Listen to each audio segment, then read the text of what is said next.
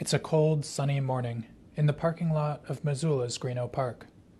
There are 8 of us gathered here, carrying binoculars or magnifying glasses.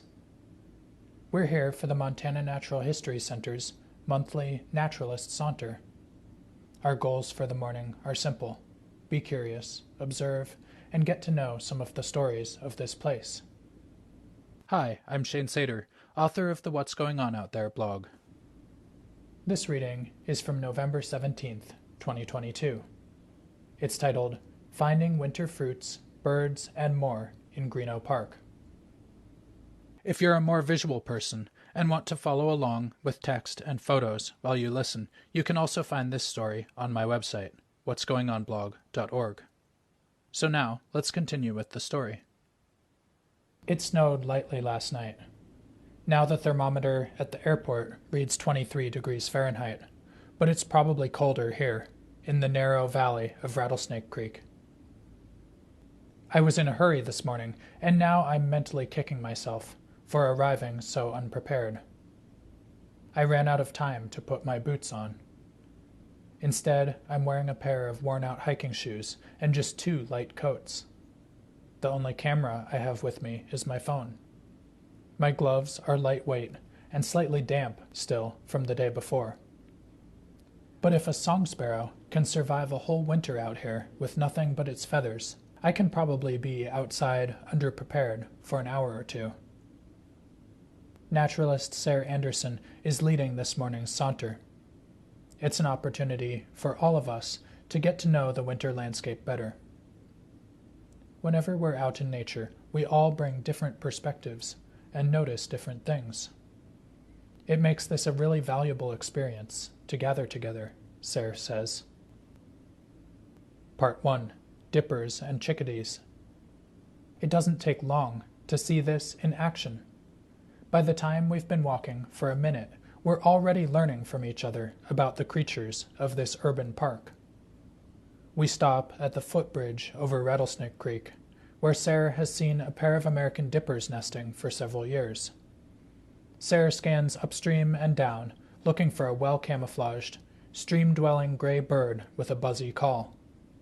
But the dippers seem to be in another section of the stream today. Sarah tells us that they see dippers here year-round. If Rattlesnake Creek freezes during a cold spell, these cold-hardy stream dwellers will move downstream to the Clark Fork River.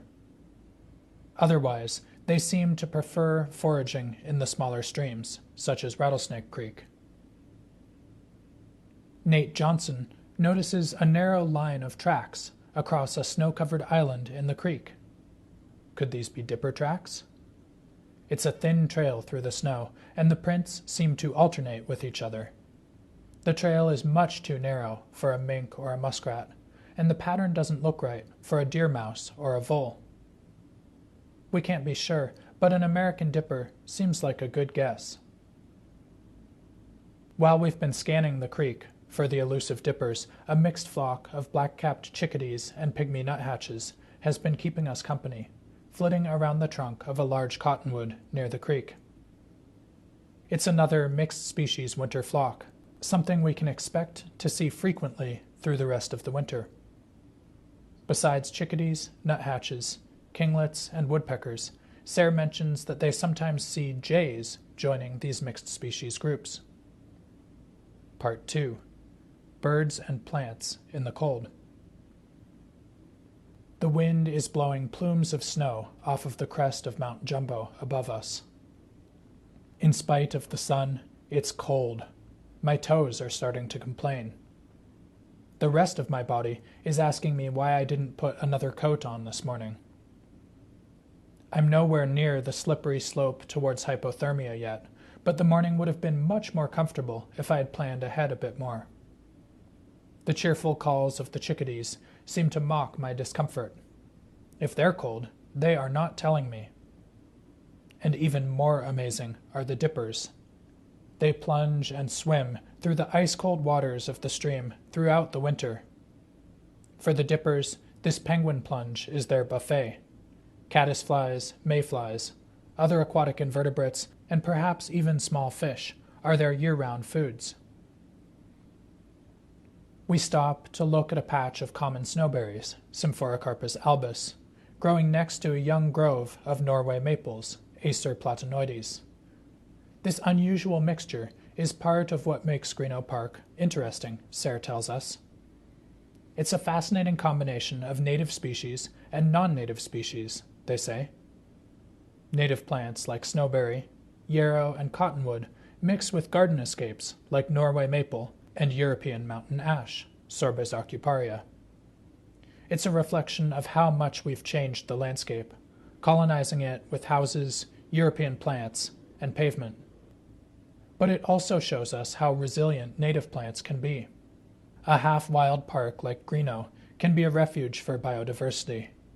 It's not pristine, but compared to a lawn or a parking lot, there's a lot of habitat here. Part 3. Snowberries and hawthorns in Greenough Park. Fruits still hang from the snowberries in luminous white clusters. What eats snowberry fruits? Not much until they're desperate, Sarah tells us. They've seen pine grosbeaks eating these fruits in January, when there's not much else to eat. Indeed, this seems to be one of the biggest advantages of snowberry fruits. They may be mealy and mildly toxic to humans, and apparently they're not especially tasty to birds, but they do stay around throughout the cold season. Unlike the fall fruits, like elderberries and chokecherries, snowberries are still here when the cold gets bitter and any calories are important, whether they're especially tasty or not. Fall and winter fruits continue to accompany us on our meander through Greenough Park. We stop to look at a snow-capped nest in a hawthorn, Crataegus species. The nest is conspicuous now that the leaves have died back. A bulky cup woven of grasses, it's perched high in the hawthorn, close to the main stem. It's the size of a large orange, almost directly over the busy pedestrian trail. Winter nest identification is a difficult skill, and no one in our group is very experienced with it. But based on the size, construction, and location, we suspect that this nest may have belonged to a pair of American robins. The hawthorns in the park seem to have lost their fruits already. Did the birds eat them this fall, or was this just a bad year for hawthorn fruit set? Sarah reminds us that, besides fruits, hawthorns offer a variety of other advantages to wildlife. Black-billed magpies commonly build their bulky stick nests among these thorny branches, where they're well protected from predators. And northern shrikes may impale their prey, mostly mice and voles, on the thorns. Part 4. Red osier dogwoods and Rocky Mountain maples. Just a few yards from the hawthorn, we take a look at a red osier dogwood, Cornus sericea, its deep red branches standing out against the snow. Its small, bitter white fruits are gone already. But earlier in the fall, Sarah often sees pileated woodpeckers eating them. It's a comical sight. The bulky, red and black woodpeckers can't perch upright on the slender dogwood branches, so they tip upside down as they snatch the juicy fruits. And the pileated woodpeckers aren't alone. Around Helena, I've seen white-crowned sparrows, American robins, and black-capped chickadees stocking up on red osier dogwood fruits during the fall migration. But that season is past now.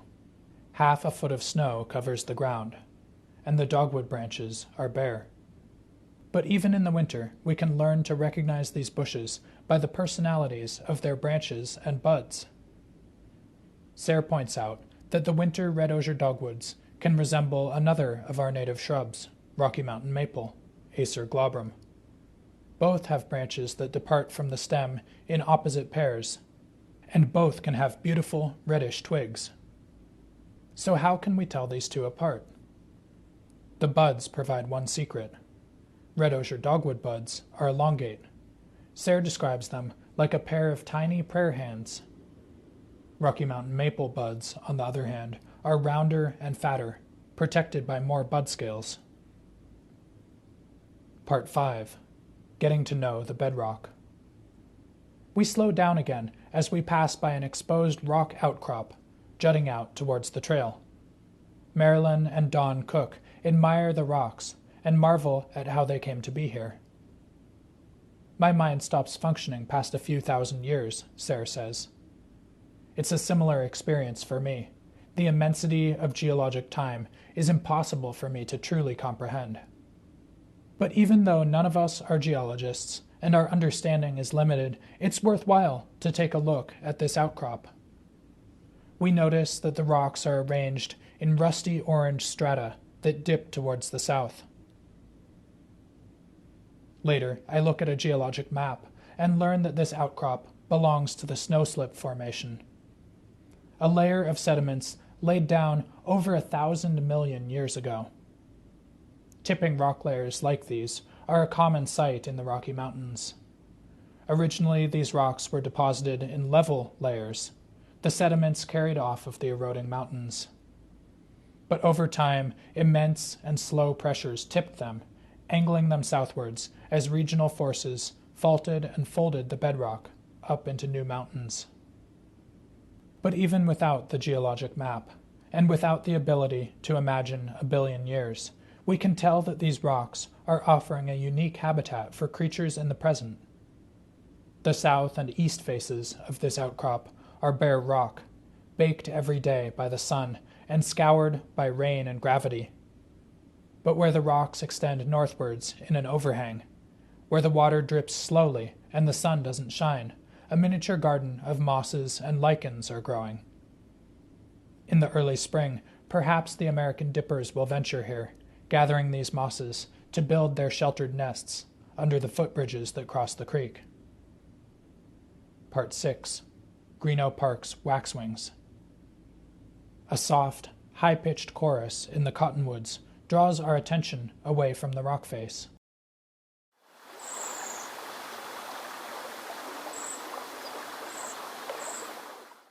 It's a flock of cedar waxwings, their pale yellow bellies glowing in the morning sun.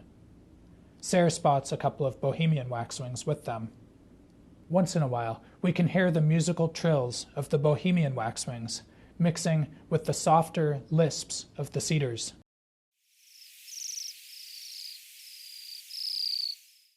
It's a different sort of mixed species winter flock than the chickadees and the nuthatches. These birds are focused on fruits. Cedar waxwings nest here in the summer, and some of them remain around Missoula through the cold season. They group up in the winter and shift their diet, from mostly insects to almost entirely fruits. The Bohemian waxwings, the larger, grayer cousins of the cedar waxwings, are strictly winter visitors to Montana. They nest in the boreal forest, moving south as the weather gets cold. Like the cedars, now they're very focused on fruits. So what are the waxwings doing in the top of this cottonwood, perching among its bare, fruitless branches? We notice a pattern of movement. A few at a time, the waxwings are gliding down from the cottonwood into the undergrowth. At the same time, others are flying back up to this conspicuous perch. Sure enough, as they land again, we can see that the waxwings are carrying bright orange fruits in their beaks. They're feeding on the European mountain ashes, one of those garden escapes that is common in Greenough Park. And if the waxwings are any judge, it seems that the mountain ash fruits are tastier than the snowberries. Presumably, this flock is digesting their meal high up in the cottonwood so that they can watch for sharp-shinned hawks, merlins, and other predators. Part 7. Elderberries and nightshades. Fruits and birds continue to accompany us as we walk through the park. We stop to look at the elderberries, Sambucus caerulea. The transition from fall to winter happened so fast this year that we can still find clusters of their powdery blue fruits, drooping in the cold. Normally, the birds clean up the elderberries before winter arrives. We pay attention to the hollow, pithy elderberry stems. They break off easily, giving these shrubs a rather disheveled appearance. But although they may not look very tidy, the elderberry stems are important. While many of our native bees nest in the ground, an important assortment spend most of their lives in twigs just like these. For example, Bees in the genus Ceratina may overwinter in elderberry stems, hidden from sight, waiting quietly for spring to arrive. We can still hear the waxwings trilling and lisping as they feed on the nearby mountain ash fruits. A black-capped chickadee flits past us, probing busily for insects and spiders among the shriveled brown alder leaves that still hang from the branches. A song sparrow gives its chimp call from the thicket near us.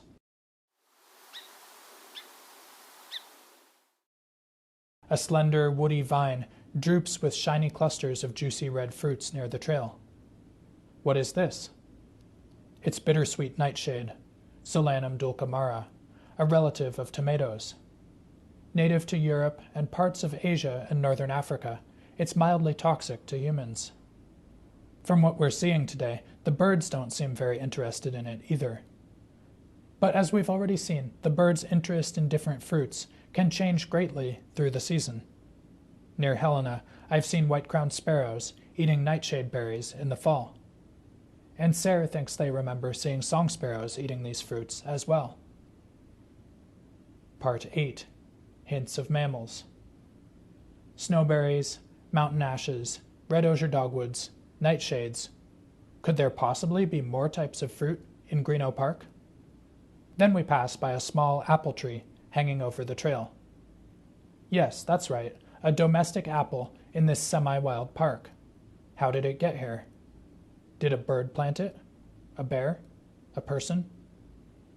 In any case, no fruits are left on it now. Some branches are broken out of the top, and we can see a series of deep scratches gouged in the smooth bark. We debate who the culprit might be. Could it be a raccoon? But we agree that the accumulation of signs, fruits gone, branches broken, and heavy claw marks, seems to point towards a bear. The claw marks in the tree are another sign that far more is happening in this park than we're likely to see in one morning. In fact, it's likely that each day we're here will bring us different stories. Alicia Goheen lives near Greenough Park and comes here almost daily. Recently, she tells us, she was excited to see a pair of raccoons traveling along Rattlesnake Creek during the daylight. She's seen raccoons here before, including, on one memorable night, a female with 8 kits, but to see them during the day is something unusual. It's really nice to be able to come out here daily throughout the season, Alicia tells me. Part 9. Learning the stories of Greenough Park. Today, we've seen neither raccoons nor their tracks. It seems that they've stayed denned up since last night's fresh snowfall. Alicia's story of the raccoon is yet another illustration of the benefits of a naturalist saunter like this. All of us have developed a more thorough connection with this park today because of each other's perspectives and stories. From Alicia, we've learned of the neighborhood raccoons and their habits. Sarah has brought us the stories of the American dippers and a thorough appreciation for the park's diversity of fruiting shrubs and the creatures they support. Marilyn and Dawn have reminded us to wonder at the unfathomable billion-year-old stories of the rocks we stand on. And Nate has shown us what may well be dipper tracks along the stream. Even on a cold, wintry morning, the stories we can find when we saunter outside are endless. Next time, I'll make sure to dress a bit more warmly. But although my fingers and toes are slightly stiff, I wouldn't have wanted to miss this morning. Today I've gotten to connect a little bit more with the place where I'm living. I've made some new friends and gotten to see their passion and curiosity as together we celebrate the beginning of winter in Missoula. Next month, I hope to be back. What stories will we encounter in December? Maybe I'll see you there. Thanks for listening. That's all for now. Again, you can find all of this material in written form, along with lots of photos, on my website, whatsgoingonblog.org. That's also where you can sign up for email updates when new stories are published. And if you'd like to join those generous folks who make my work possible, that's also where you can find my Patreon page and make a monthly donation. I believe in making these stories available to everyone, so a donation is never expected. But if you're in a place where you can give me that support, it's a huge help. And until next time, get outside, wherever you are. Even if the most nature, close to where you live, is an urban park like Greenough, there's an infinite amount to learn here.